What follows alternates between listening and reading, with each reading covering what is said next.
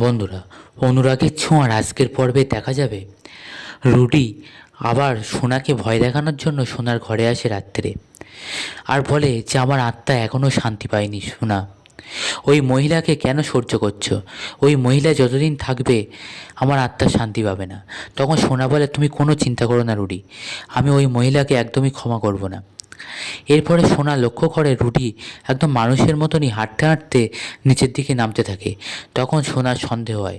সোনা ফলো করে, দেখে রুডি নিচের বারান্দায় যায় চলে যাওয়ার জন্য। তখন সোনা উপর থেকে বলে, রুডি দাঁড়াও, আমি আসছি। তখন রুডি সোনা আসছে দেখে পালায়। এরপর সোনা নিচে এসে দেখে রুডি কোথাও নেই। আর তক্ষুনি কুন্তলা ঘরে ঢোকে। তখন কুন্তলা বলে, সোনা। আর সোনা বলে, আপনি এখন এত রাত্রে এখানে কেন? তখন কুন্তলা বলে, সোনা, রুডি আত্মা এসেছিল।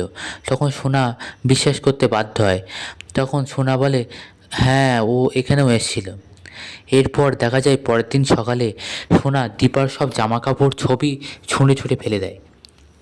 তখন সূর্য এসে বলে যে, কী করছো এখানে? সূর্য বলে, এসব জামা কাপড় কার? আরে ছবি তো দীপা ম্যামের। তখন সূর্য ছবিগুলো হাতে করে তুলে ধরে আর বলে, এই ছবিগুলো দীপা ম্যামের তো ছবি, এখানে আসলো কি করে, কেউ বলবে? তখন সোনা বলে, তুমি কি জানো না, উনিই তো, ওই মহিলাই তো আমার জীবনটা নষ্ট করেছে। তখন সূর্য বলে, আমি তো কিছুই বুঝতে পারছি না।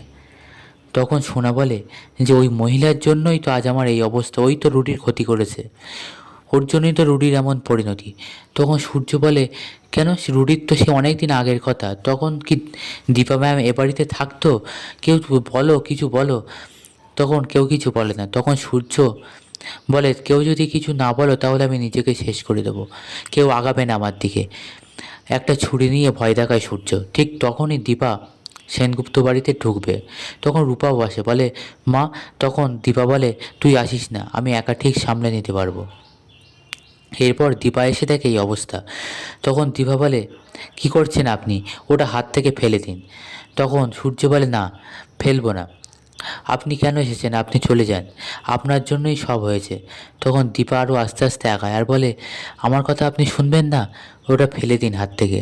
তখন সূর্য বলে, না, আমি ফেলবো না। তখন দীপা আস্তে আস্তে আরও আগায় সূর্যর কাছে যায়, গিয়ে বলে, কই দিন, ওটা আমার হাতে দিন, দিন বলছি। তারপরে সূর্য দীপার কথা শুনে ওটা দীপার হাতে দিয়ে দেয় আর দীপা ওটা ফেলে দেয়। তারপর সূর্যর মাথা যন্ত্রণা করতে থাকে। এরপর উর্মি বলে, তুই তুই এখানে কেন? তখন দীপা বলে, একদম চুপ, কেউ কিছু বলবি না। এর সামনে আসলে আমি কিন্তু কাউকে ছেড়ে কথা বলবো না, আমাকে আটকানোর চেষ্টা করলে।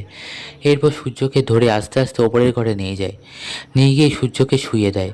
আর সূর্যও দীপাকে পেয়ে দীপার হাতটা জড়িয়ে ধরে। এদিকে দেখা যায় ঠিক সেই সময় সোনা আবার সূর্যের ঘরে ঢোকে। তখন সূর্য প্রায় অচেতন মতন, অর্থাৎ ঘুমের ঘরে থাকে। তখন দীপা আস্তে আস্তে হাতটা ছাড়িয়ে নেয় আর সোনাকে বলে, একদম যেন বাবাকে বিরক্ত করবে না।